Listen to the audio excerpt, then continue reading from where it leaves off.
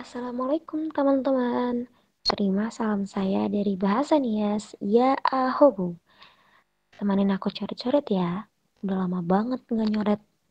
Oh iya, aku pernah baca tulisan tentang transformasi pembenci. Ini penulisnya Lutfi Nur Fitriani. Begini. Pernah dengar lagunya Taylor Swift yang berjudul Shake It Off belum? Oke. Lagunya bercerita tentang gimana bersikap cuek sama hal-hal negatif, termasuk orang yang benci sama kita.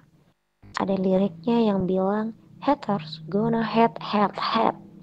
Ya, kurang lebih lirik tersebut sesuai dengan kenyataan, di mana seorang pembenci itu kerjaannya ya membenci. Tapi tahukah kamu kalau seseorang yang semula benci sedikit gak semata-mata bisa jadi benci segitunya sama sesuatu? Ternyata ada 4 tahapan gimana sih pembenci ini bertransformasi. Ayo kita pelajari. Pertama, tahap benih kebencian. Benih kebencian biasanya muncul karena perasaan tidak nyaman terhadap sesuatu. Bisa dari pengalaman, dari yang dilihat, atau yang didengar. Nah, ibaratnya pupuk dan air yang menyuburkan benih tanaman. Maka, benih kebencian bisa jadi berakar dan mulai tumbuh jika ada kondisi sosial tertentu yang memperkuat rasa tidak nyaman tersebut. Misalnya, Dimas mendengar dari ibunya kalau Jaka, anak sulung tetangga, itu orang yang sombong dan malas berinteraksi dengan tetangga lainnya karena merasa kurang selevel. Dimas yang biasanya ramah dan supel agak kurang nyaman dengan apa yang dia dengar. Tiba-tiba suatu pagi, saat Dimas di halaman, dia melihat Jaka keluar rumah buru-buru dan pergi begitu saja tanpa menyapa. Dimas pun semakin tidak nyaman dan mulai menanam benih kebencian terhadap Jaka. Nah, untuk mendeteksi adanya benih kebencian, coba cek perilaku khas yang muncul di tahap ini. Antara lain, mengambil sikap menolak, menghindar, diam 1000 bahasa terhadap hal yang dibenci, atau menyindir secara tidak langsung, pakai kode-kode ajaib di media sosial ditujukan untuk anonim. Kedua, tahap mencari kawan. Seperti judulnya, seseorang yang sudah memiliki benih kebencian akan mulai mencari pembenaran tentang hal yang dia benci dengan cara mencari kawan, alias orang yang juga memiliki perasaan yang sama dengannya. Tahap ini sebetulnya sangat menentukan apakah seseorang akan naik ke tahap selanjutnya atau justru berbalik dan menghentikan kebenciannya. Kalau kawan yang dia temukan ternyata pembencinya yang sudah akut, wah, kompor semakin memanas. Kalau bahasa niasnya itu mohola. Biasanya perilaku yang muncul sih salah satunya membentuk kelompok diskusi racun, toksik, dan bertukar informasi yang menyuburkan benih kebencian mereka.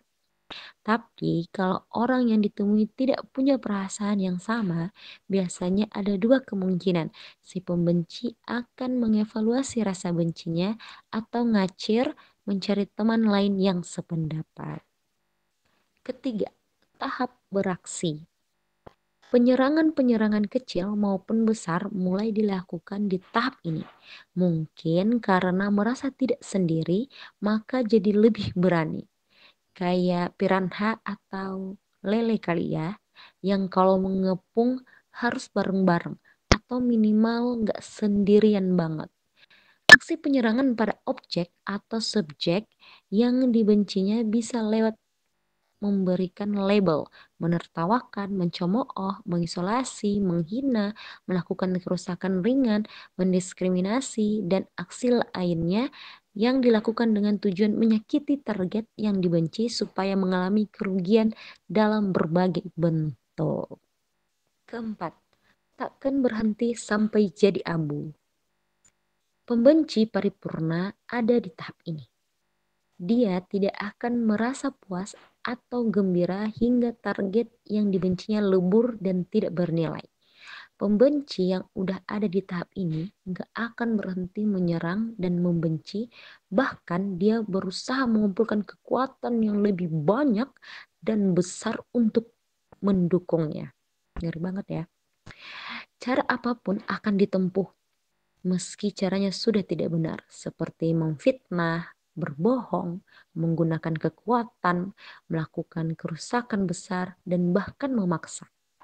Kalau sudah begini, alasan membencinya sudah menjadi kabur dan tidak penting lagi.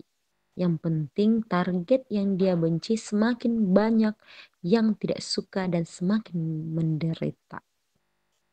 Biasanya nih ya teman-teman, tidak hanya satu, dia akan selalu mencari target baru untuk dibenci.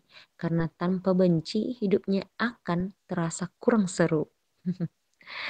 Tiada hari tanpa membenci dan menyebar kebencian untuk targetnya.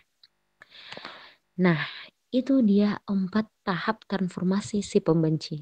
Sekarang, coba lihat sekelilingmu. Berapa banyak pembenci di sekitarmu? Tengok di dalam inner circle-mu. Lebih penting lagi, tanyakan pada diri kita masing-masing. Apakah kita pernah membenci sesuatu sampai menjadi pembenci paripurna? Apa jadinya kalau semua orang bertransformasi jadi pembenci? Tentu saja dunia ini akan semakin sumpek dan gak asik lagi. Sebetulnya ini teman-teman, cara terbaik untuk menghentikan diri kita dan orang lain supaya tidak menjadi pembenci hakiki adalah dengan menghentikan tahap penanaman benih kebencian.